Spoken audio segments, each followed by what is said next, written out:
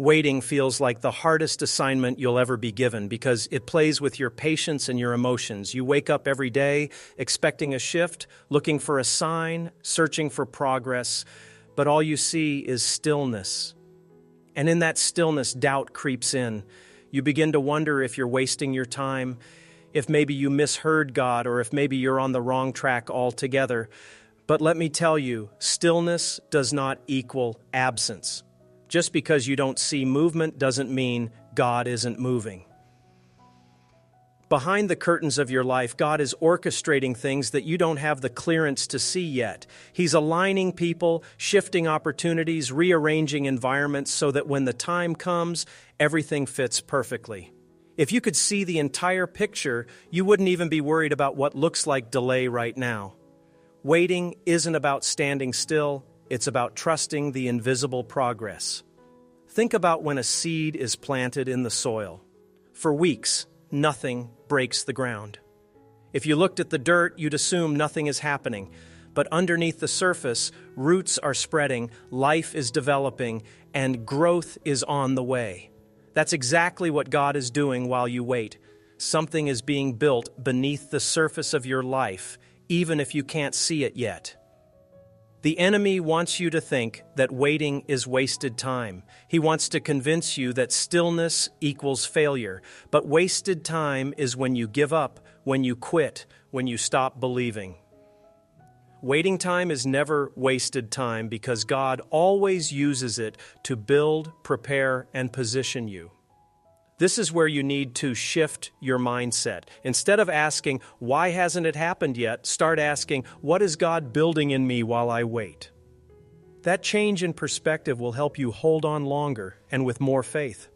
Patience isn't passive, it's powerful. It's the strength to rust that just because it's quiet doesn't mean it's empty. You've got to understand that there's activity behind your inactivity. There's progress inside the pause. There's movement even when you don't feel it. The wait will try to test your hope. You will be tempted to throw in the towel.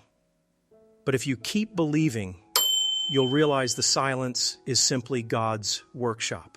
Every detail, every connection, every piece of your blessing is being worked out. When you learn this truth, you won't panic during the pauses in life anymore. You'll know that waiting is not a season of nothing. It's a season of preparation for everything. One of the biggest mistakes people make is thinking that if something hasn't shown up yet, it's never coming. Delay tricks the mind into believing you've been rejected, but you need to understand that God doesn't work on your clock. His delays are not denials. Just because it didn't happen when you thought it should doesn't mean it's not on the way.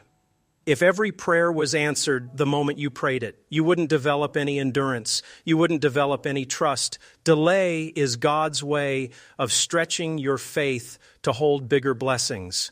It's Him saying, not yet, because I'm still putting something better together. When you plant a seed, you don't run back to the dirt the next day looking for fruit. You know better than that. You give it time, you trust the process, you water it, you nurture it, you keep believing something is happening underground. Your blessing works the same way. It takes nurturing, patience, and consistency. Delay also protects you from disappointment. Sometimes if God gave you what you wanted when you wanted it, it would fall apart in your hands because you weren't ready. God delays it so you can grow into the strength, wisdom, and stability needed to carry what you asked for. The enemy wants to use delay to plant discouragement. He wants you to believe that silence means rejection. But God uses delay as a divine strategy. It's a shield, not a sentence. He's protecting you from premature blessings that could destroy you. Think about the story of Joseph. He had a dream, but he didn't step into his purpose overnight. He went through years of delay, setbacks, betrayals, and yet every delay was leading him closer to destiny. Delay positioned him for the palace. So the next time you face delay, don't cry out, "Why me?" Instead, declare, "God is setting something up." The blessing hasn't been denied. It's simply being prepared. You've got to trust that God's delays are loaded with purpose. When you can shift your focus and see delay as part of the design, your heart stays encouraged and your faith stays alive. Waiting seasons are character-building seasons.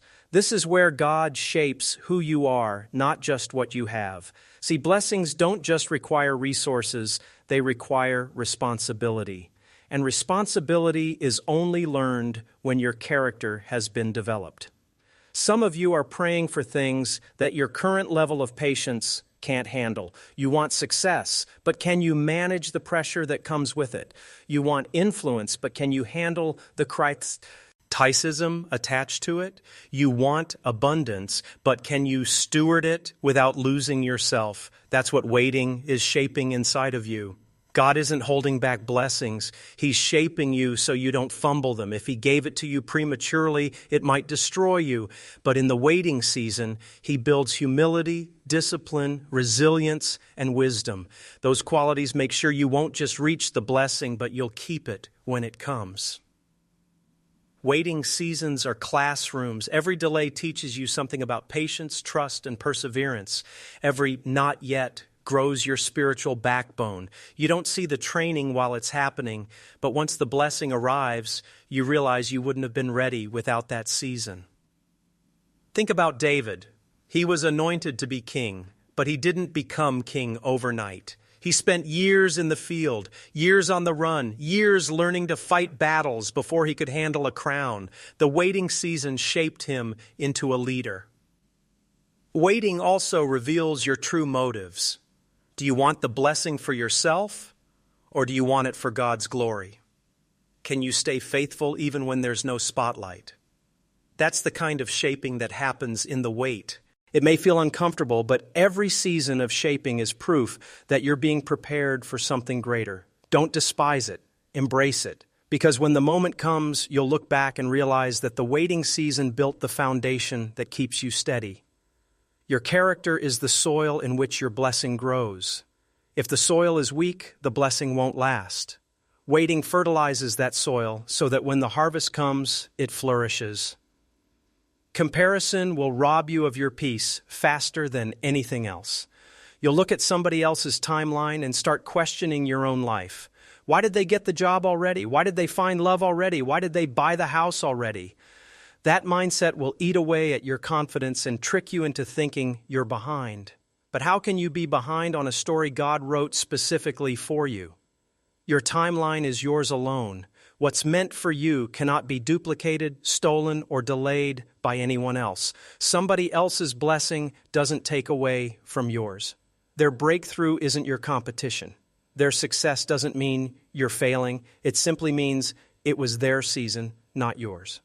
The danger in comparing is that you'll start rushing what God is trying to develop in you. You'll try to skip steps because you're looking at someone else's highlight reel. But what you don't see are their struggles, their battles, and the cost they paid behind closed doors. When you stop comparing, you free yourself to focus on your own journey. You realize that God has something specifically designed for you, and it won't fit anyone else. That means you don't have to rush, compete, or compromise. You can walk confidently, knowing your steps are ordered. Think about how foolish it would be for a flower to get mad at another flower because it bloomed earlier. They were planted at different times in different soils with different purpose. So you're no different. Your bloom will come in its season, and it will be beautiful in its time. Comparison leads to envy. And envy blinds you to what God is already doing in your life. If you're too focused on their blessing, you'll miss the blessings already sitting in your lap. Gratitude dies in the presence of comparison. Instead of asking, why not me? Start saying, thank you, God, that you're still working on me.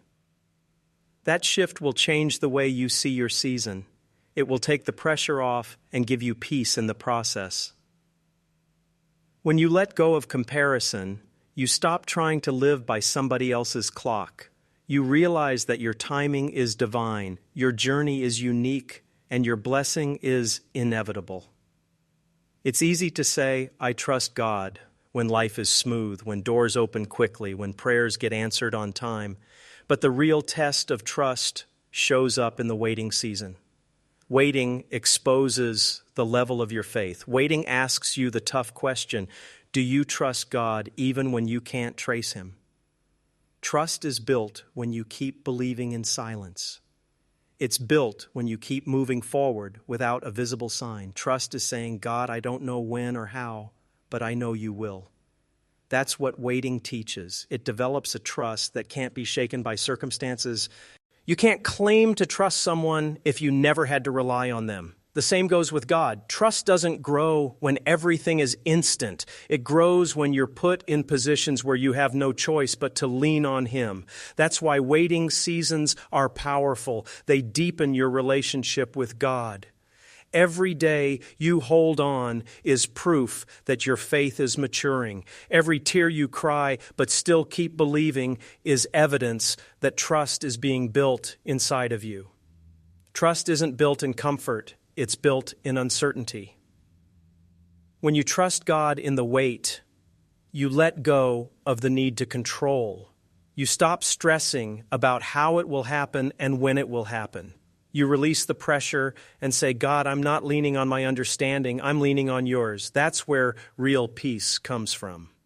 Trusting doesn't mean you won't feel anxious sometimes. It doesn't mean you won't get impatient. It means that despite those feelings, you choose to believe anyway. That's where strength is born. When you look back on your life, you'll realize the seasons where you trusted God in the wait were the ones that built your foundation the strongest. Those are the seasons that taught you He never leaves, even in silence. So while you wait, remind yourself daily, this is not just about the blessing. It's about building unshakable trust in the one who holds the blessing.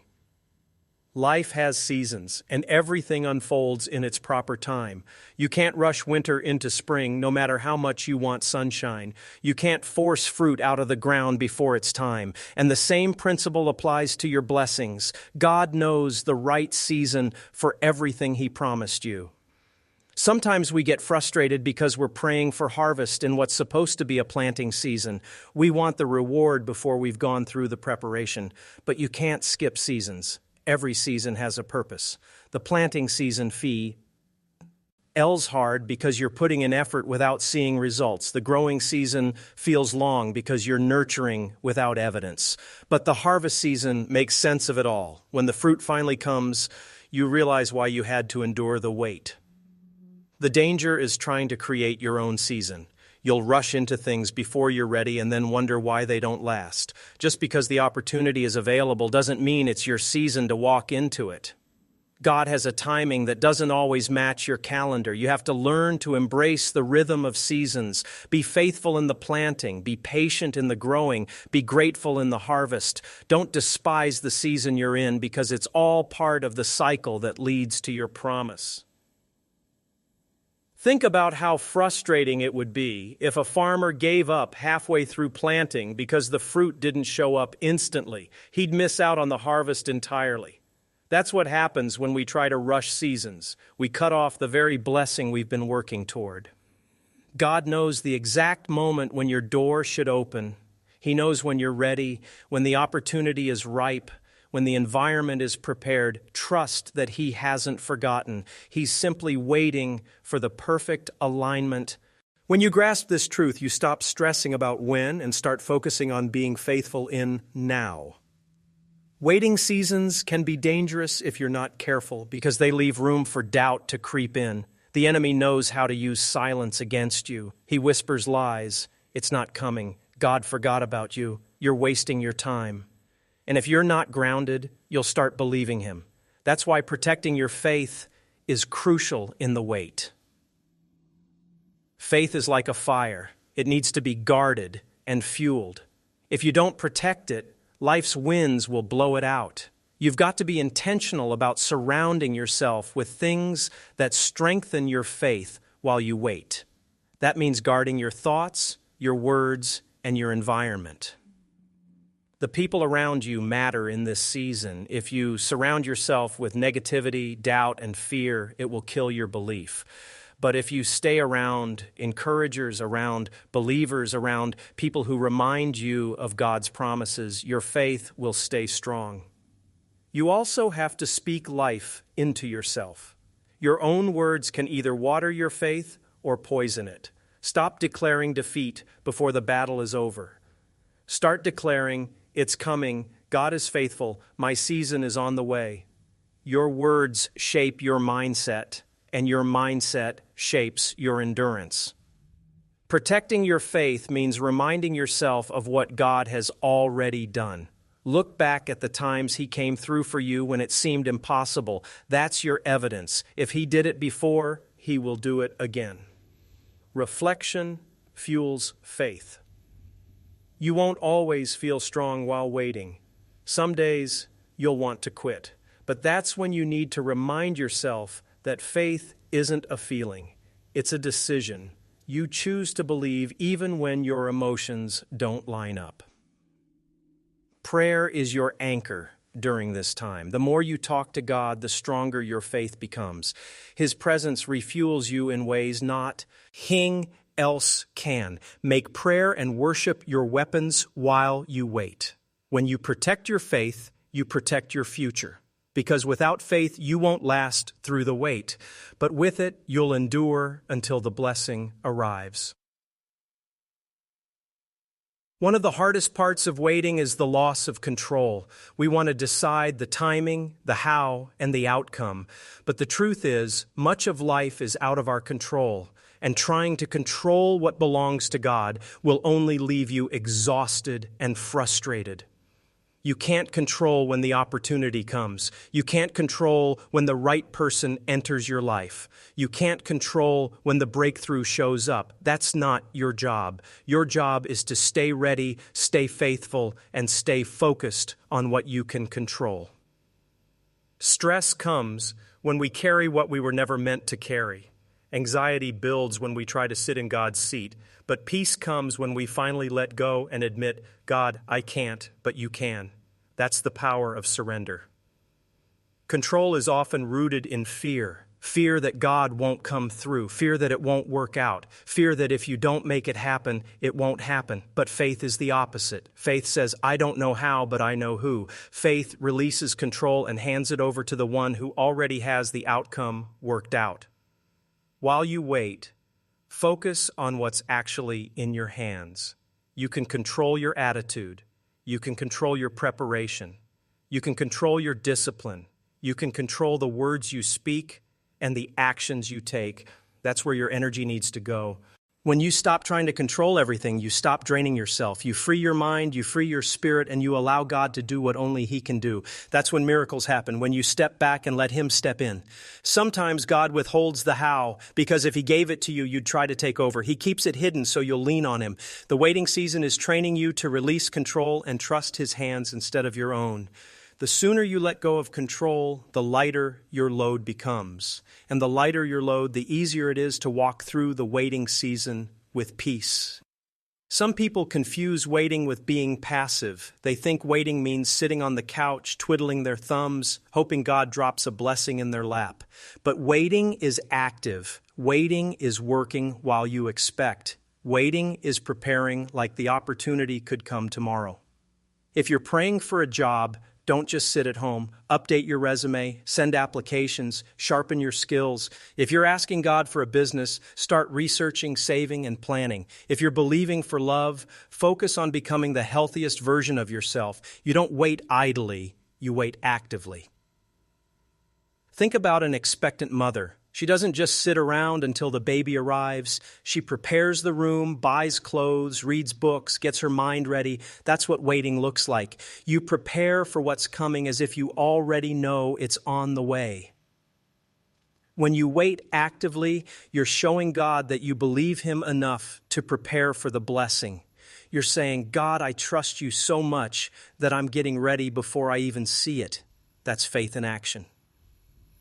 Too many people miss their breakthrough because they weren't prepared when it finally came. The opportunity showed up, but they hadn't been sharpening their skills. The door opened, but they weren't ready to walk through it. Don't let unpreparedness rob you of what you prayed for. Waiting is not wasted if you use the time wisely. That delay might be giving you the space to learn, to grow, to strengthen yourself. The very thing you're calling a setback could be the setup that makes you ready for the blessing.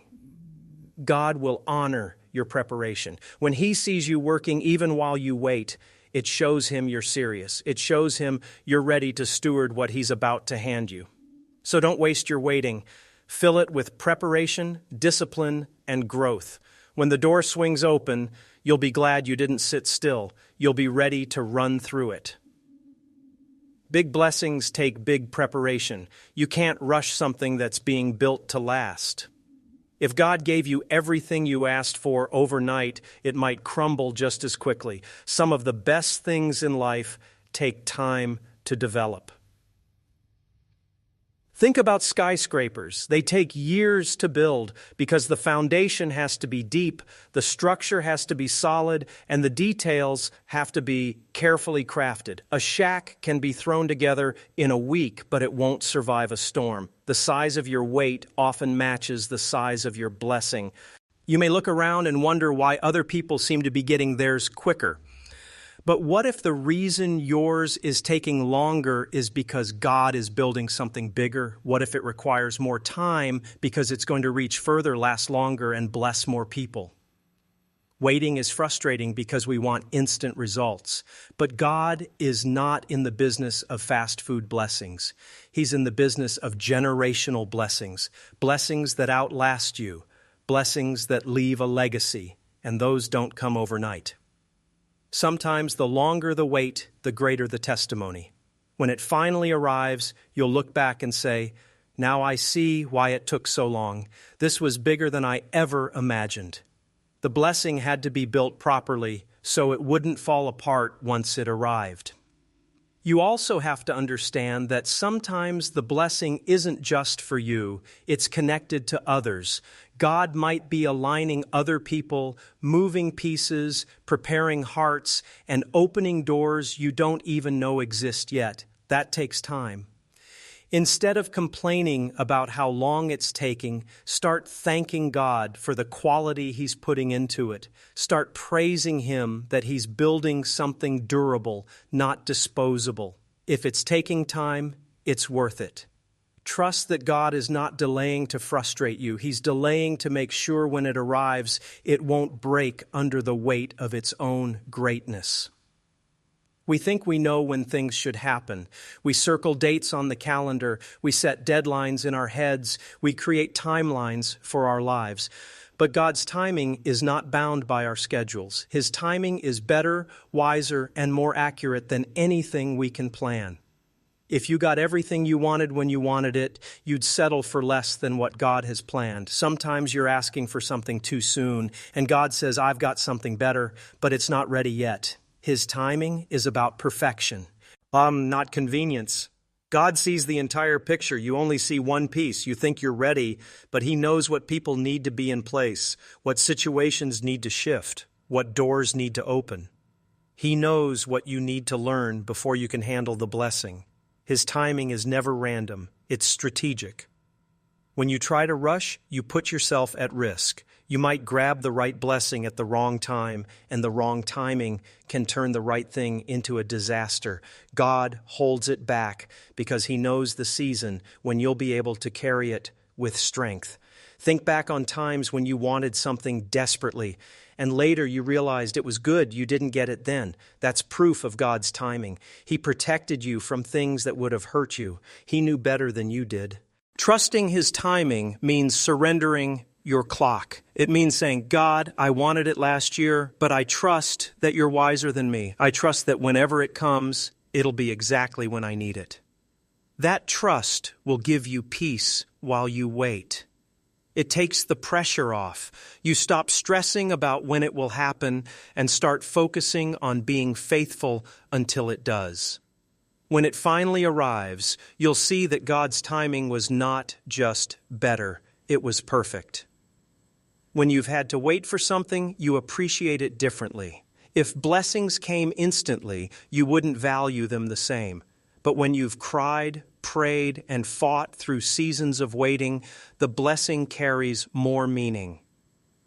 Waiting creates gratitude. You don't take it for granted because you know what it cost you. You know the long nights, the hard days, the moments of doubt. That makes the blessing sweeter when it finally shows up.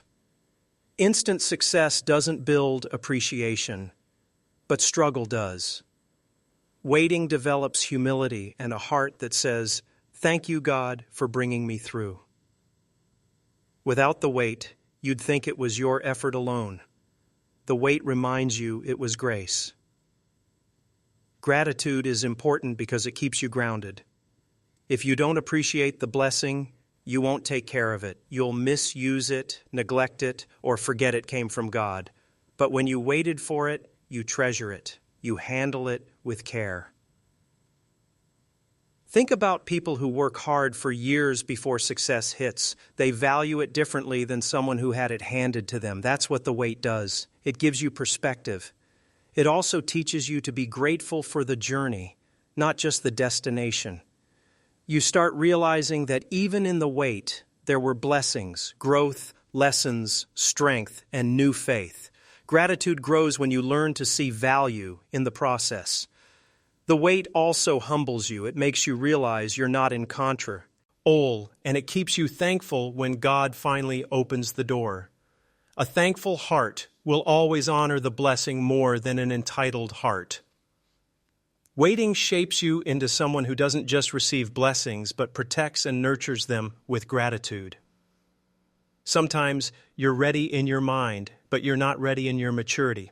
You think you can handle the blessing, but God knows otherwise. That's why He shuts doors you're trying to force open. Because if you walked through too soon, it could crush you. Preparation is key. The waiting season is God's training ground. He's sharpening your skills, building your character, and teaching you lessons so when the door opens, you can handle it. What feels like rejection is really protection. If you rush into a blessing without preparation, you might fumble it. You'll pray for the opportunity, but when it shows up, you won't know what to do with it. God delays, so when the moment comes, you'll not only step in, you'll thrive. Look at David. He was anointed to be king as a teenager, but he didn't become king immediately. He had to spend years learning how to fight lions, bears, and giants. He had to go through training before he could handle a throne. Preparation made him strong enough to carry the crown. Every closed door, every not yet, every delay, it's all part of preparation. Those moments are shaping you, stretching you, and preparing you for something bigger. Don't misinterpret them as punishment. The stronger your preparation, the longer you'll last once the blessing arrives. God doesn't just want to give you a gift. He wants you to be equipped to keep it, protect it, and multiply it. This is why waiting is valuable. It's not wasted time, it's preparation time. Every day of waiting adds another layer of strength, wisdom, and resilience to your foundation. So when the door finally swings open, you'll know exactly why it had to stay shut until now. You'll be ready. Complaining doesn't move God's hand. It only poisons your heart. Every time you complain, you drain your own energy. You make the weight feel heavier than it has to be. Complaining magnifies the problem and minimizes your faith. Instead of complaining, you've got to shift your perspective. Stop focusing on what hasn't happened yet and start thanking God for what He's already done. Gratitude changes the atmosphere. It lifts your spirit, renews your strength, and keeps you focused on hope instead of despair. Complaining blinds you to the blessings right in front of you. You could be in a season where God is actually answering prayers, but if you're focused on the one thing He hasn't done yet, you'll miss all the good He's doing now. Gratitude opens your eyes. When you complain, you make the wait longer for yourself because negativity weighs you down. But when you praise, the weight feels lighter. Praise doesn't shorten the season, but it strengthens you while you're in it. Think about the Israelites in the wilderness. Their complaining kept them wandering for years when God had already prepared a promised land. Complaining delays progress. Gratitude speeds it up by keeping your heart aligned with faith. You can't control the length of the wait, but you can control your attitude in it. A positive spirit doesn't mean you're ignoring reality. It means you're choosing faith over frustration.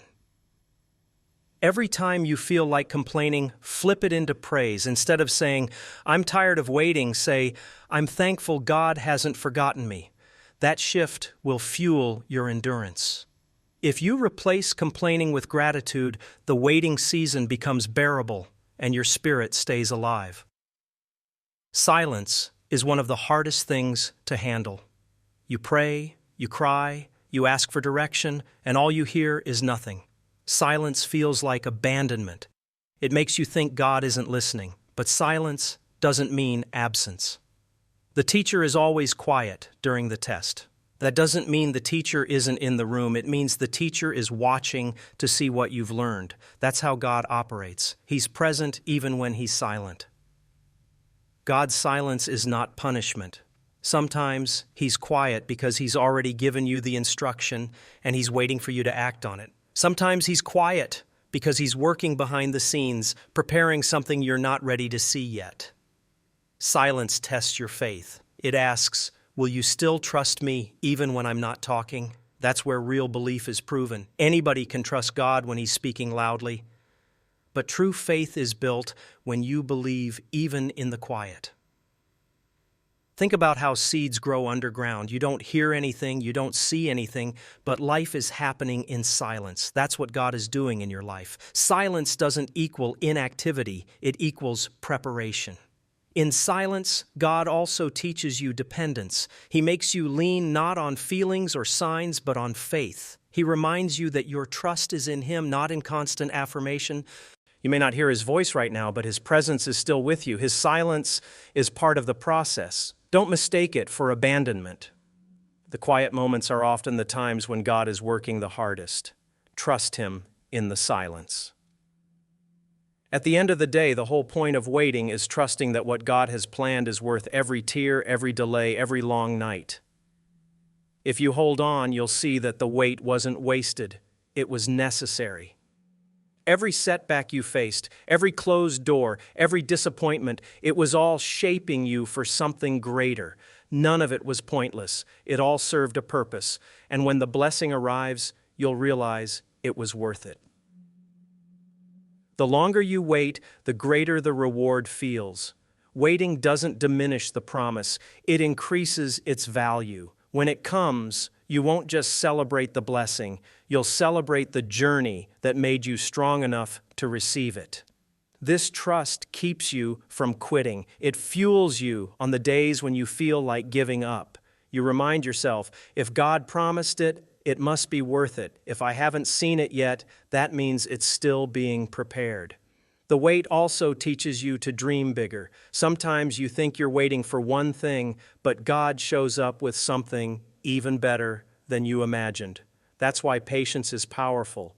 It gives God space to exceed your expectations. When you finally step into the blessing, you'll look back at the waiting season and say, now I get it. Now I understand why it took so long. The wait gives you perspective, and perspective deepens gratitude. Trust that God hasn't forgotten you. Trust that his plan is bigger than your plan. Trust that the blessing will be right on time and more than worth the process. The waiting season isn't a punishment. It's preparation for a blessing that's going to be worth every second you held on.